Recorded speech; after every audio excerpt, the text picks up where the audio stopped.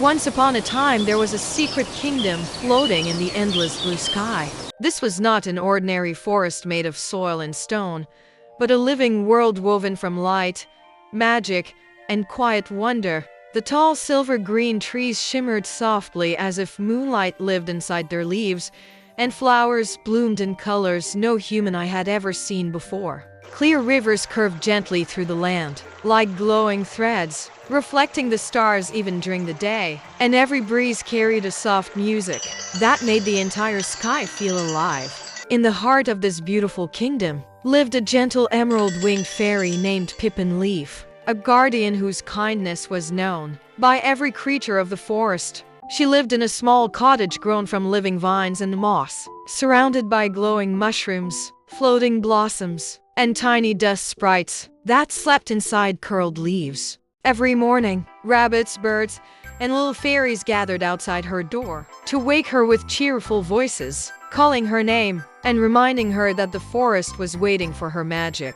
With sleepy eyes and a warm smile, she would step outside, raise her shimmering wand, and bless the land with light. Instantly, the treetops would glow, butterflies would rise into the sky like jewels, rivers would begin to sing, and the entire kingdom would awaken with hope. To the creatures of the floating forest, Pippen Leaf was not only their protector, she was the feeling of spring itself, the promise that light would always return.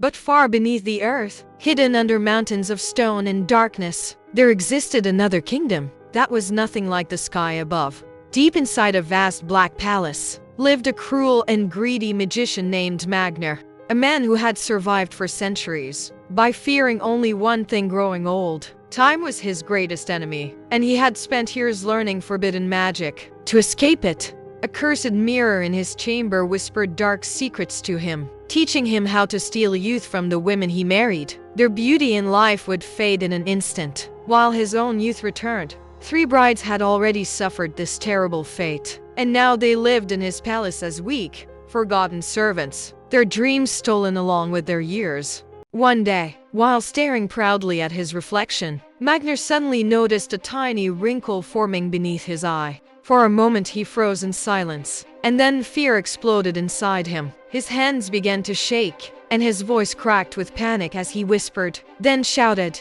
"No, no, this cannot be happening. I will not become old, not after everything I have sacrificed." The mirror's voice echoed, cold and distant. "Your youth is slipping away. Only I can save you. But this time, the answer will not be simple." Magnor tightened his fists. "What must I do?" "You must marry once more." Magnor roared. "Again? Have these 3 not already stolen my peace? And you still demand another?" The mirror answered with an eerie calm. "This time, not a human girl. You must seek a fairy. Fairies do not grow old, and if one becomes your bride, your youth will last forever." Magnor fell silent. Then a slow, greedy smile spread across his face. "A fairy? Show her to me."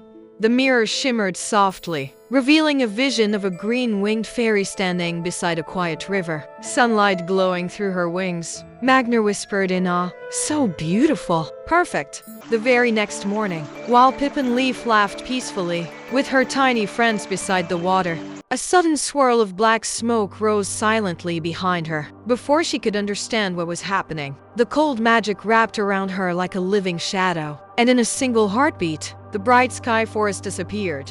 She awoke in a beautiful golden room, filled with warmth and elegance, yet her heart trembled with fear, because she could feel darkness hiding behind the beauty. 3 old women hurried to her side, their hands shaking as they begged her to eat. Before Magnor arrived, confused and frightened, she asked who he was, but before they could answer, the door opened, and Magnor entered the room, tall, handsome, and dangerously calm. With a soft voice that tried to sound gentle, he welcomed her to his palace and told her that soon she would become his bride. The words filled Pippen Leaf with cold fear, and she could not understand why the old women looked down in silent sorrow. That night, the truth was finally revealed. The women told her how Magnor stole youth from every bride he married, and how he now desired her because a fairy's youth would never fade. As the terrible reality settled into her heart, she gathered her courage and asked if there was any way to stop him. After a long, trembling silence, The wives admitted that there was one dangerous chance, involving a hidden mirror, an accursed winged unicorn named Darion, who had once been a fairy prince, before Magnor stole his freedom. When Pippen Leaf met Darion in the quiet stables, she gently placed her hand on his silver mane and spoke to him, not with fear, but with kindness. She told him that he was not meant to live in chains, and that the light inside him was still alive. Her voice carried such warmth and truth that something deep within Darion awakened, and for the first time in years, hope returned to his eyes. "Help me end this, Magnor. Set yourself free, and release everyone else."